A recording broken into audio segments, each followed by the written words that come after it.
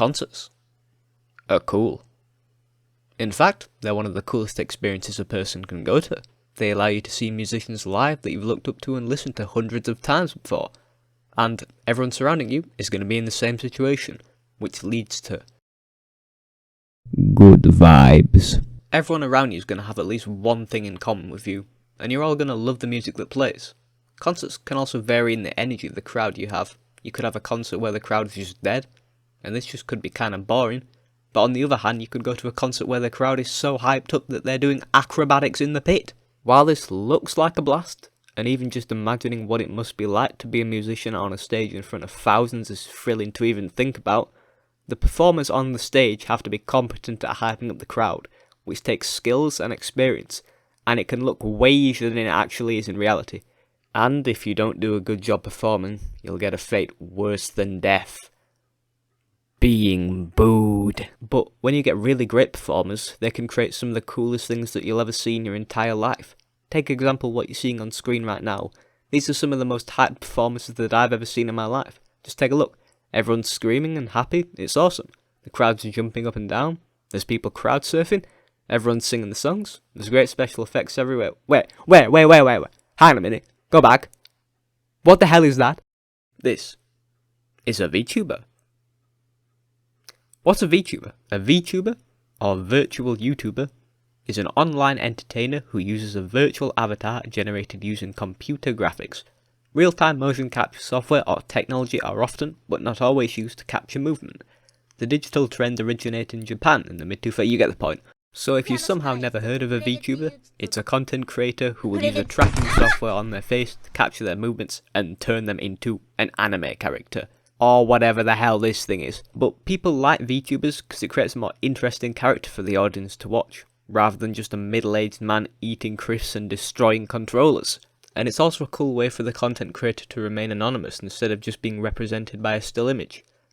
That is until the software stops working. You'll also often see VTubers going even further with their characters by talking in higher pitched voices or even automatically shifting the pitch of a microphone. There's also a lot of these VTubers. There's even multiple talent agencies that have entire fandoms with pages full of important details, such as the virtual rabbit character Pecora's in real life father is of blood type A. I don't even know my own blood type, all I know is it's red, so VTubers are basically just friendly anime characters, but in real life. Wow, so what the hell is this then? This is the VTuber Dacapo, or as I like to call him, Da Capo. He streams pretty often, and he's a musician. And by the looks of some of his stuff, he's actually a pretty damn good musician as well. He has a good voice, and he's part of a Thai virtual talent agency known as the Algorithm Project, which is full of VTubers associated with music and streaming. And Dacapo was doing a little minor event concert at a convention in Thailand called the Cosplay Arts Festival, and it was kind of misspread information that the concert costed $300, so people started massively making fun of it, but it only costed $9 for access to the whole convention in reality, and the concert was free for all attendees. So, no, it wasn't my surprise. It was free. But this video is still pretty hilarious, because listen to the reaction when he reveals his hair. That is the same level of hype being directed towards the screen as the Oppenheimer Zeg scene. But instead, it's just a virtual character moving from side to side, and the guy performing's probably not even in the same building as the audience. Now, I ain't got a problem with this. In fact, the audience seems to be loving it.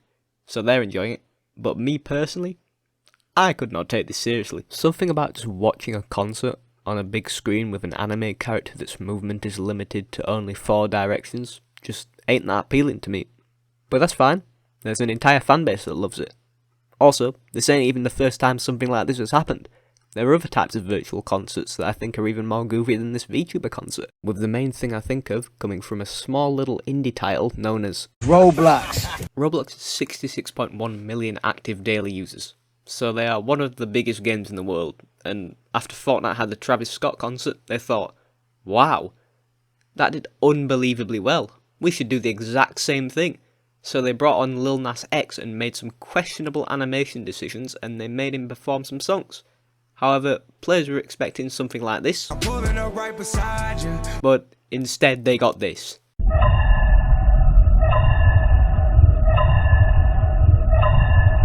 This concert was very buggy, and this is the perspective of one of the players, and the concert just does not look that interesting. I'm sure some people enjoyed it, but I think I'd rather just watch a music video for a song than watch this. Roblox has also done quite a lot of these concerts and live events, and they've all just been kinda similar to this. And it's not that virtual concerts are impossible to make cool, and the Fortnite Travis Scott one was received very well, and that was the first big virtual concert to happen, and probably the only good one. But the difference between a good virtual concert and a bad virtual concert is what is happening on the screen. The songs that are played are also going to make or break a performance, but when you go to a big concert in real life where you pay a lot of money, and not just a little underground one where it's just for the music, you're going to be expecting the performers to do something that looks cool, which is why dances are really important because they generate good vibes. Let's do an analysis of the Fortnite Travis Scott event, and then let's do an analysis of the Lizzo Roblox event. A giant Travis Scott explodes into existence and starts singing Sicko Mode. He's got a glitch effect and is teleporting everywhere. There is a massive speaker planet in the sky. The player is constantly getting teleported everywhere. Whoops, now he's the goddamn colossal titan. There's tons of lighting effects, and then he watches Open Eye and was like, God damn, that movie was the bomb! And that was only the first song. Stargazing starts playing next, and now the whole world is on fire. There's burning roller coasters everywhere, and Travis has turned into the Terminator. Whoops, song just changed, and now Goosebumps is playing, where there's the most pretty neon lights that I've ever seen in my entire life throughout the entire map. And then Travis decides to read Noah's Ark and he's like, wow, that god guy's pretty cool, I'ma do what he did. So he floods the entire map, and there's now a skeleton floating, and there's this dripped out astronaut in the ocean who decides to start singing Drake's part of Sicko Mode, who then says, you know, gravity kinda overrated. So now everyone's flying, and then he decides to blow up the speaker planet. Pretty cool stuff. Now let's check out the Lizzo concert.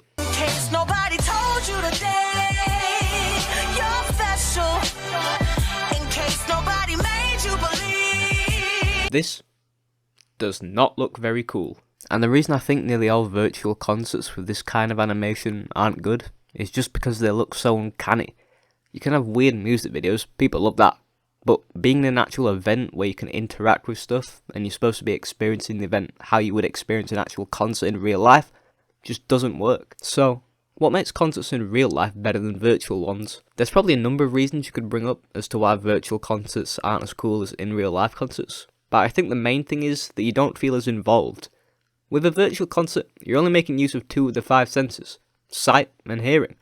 Whereas when you're at an actual concert, you get the touch sense by being in a crowded bunch of sweaty people all running into each other. You get to smell that lovely concert aroma, and you get to taste dehydration from standing up for 3 hours straight without a drink. With something like a Roblox event, you're basically just watching a giant cutscene, but your character can move around in it and just do the bare minimum.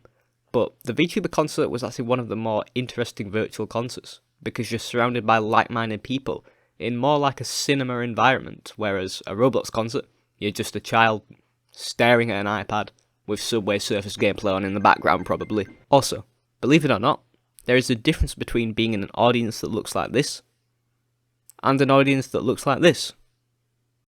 This one has creepy avatars with just unrealistic beauty standards, while this is hype.